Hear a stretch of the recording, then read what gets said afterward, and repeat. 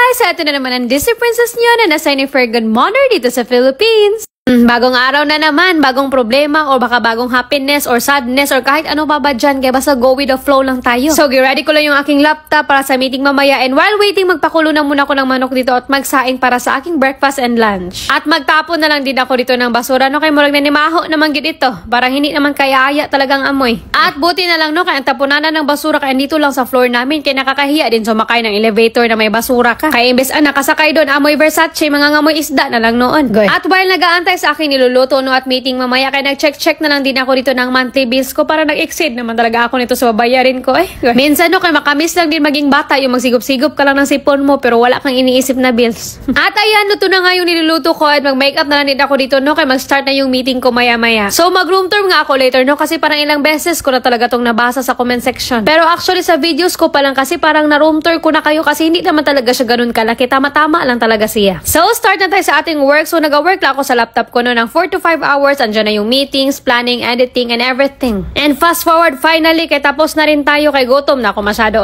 pero bago ako kakain, kaya mag-room tour na muna tayo. So yeah, ito yung living room. So while nag-upo-upo ka dyan, pwede ka manood ng TV. At ito naman yung lagayan ng mga extras mo. Dyan ang living room. At dito naman ang CR. Hindi pa ako nakalinis, so hindi ko na mo yung pakita. At ang kusina na kompleto na din ang gamit. May microwave, blender, coffee maker, meron ding heater, at mga plato syempre. Diba? Ang dami ko palang paracetamol dito. Yes, dahil kinakatabang talaga to sa akin. Kinalala ko nung pauwi ako ng Manila, no? Galing Jensen. Sakit kaya akong ulo dahil sa init. And in fairness, tumalab talaga siya sa akin, no? After kong uminom. Fast relax talaga siya. And aside sa effective siya, no? This is FDA approved. And by the way, ito yung another angle sa living room. What I like here is aesthetic masyado siya, no? Relaxing and minimal lang yung design niya. At ito naman yung bed. Nasa gilid lang ng window. Ang ganda nito, lalo na paggabi. So, nagre-rent lang ako dito. Hindi to akin.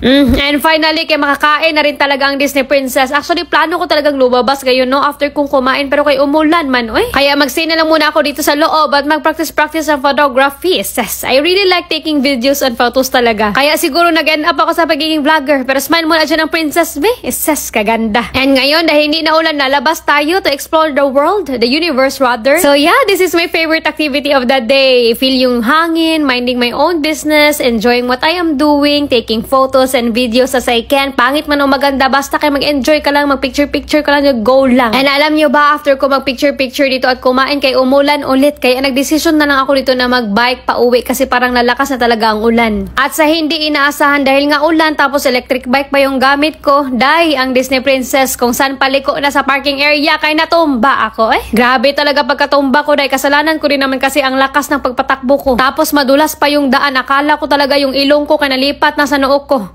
Pero thank you Lord, kaya ito lang talaga inabot ko. But yeah, still it's a good day, not a bad day. May tinuro lang talaga sa akin ngayon ang araw na ito. At least next time, mas wise na ako at careful. Nagtanga-tanga na talaga ako ngayong araw. But yeah, bad things happen sometimes. They either teach you a lesson or make you wiser. It's like life. Just you're failing doesn't mean you're useless. It just means you need to learn so you can do better next time. So yeah, again, not a bad day. May natutunan lang.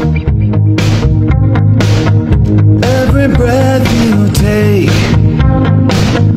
every move you make, every bond you break, every step you take, I'll be watching you.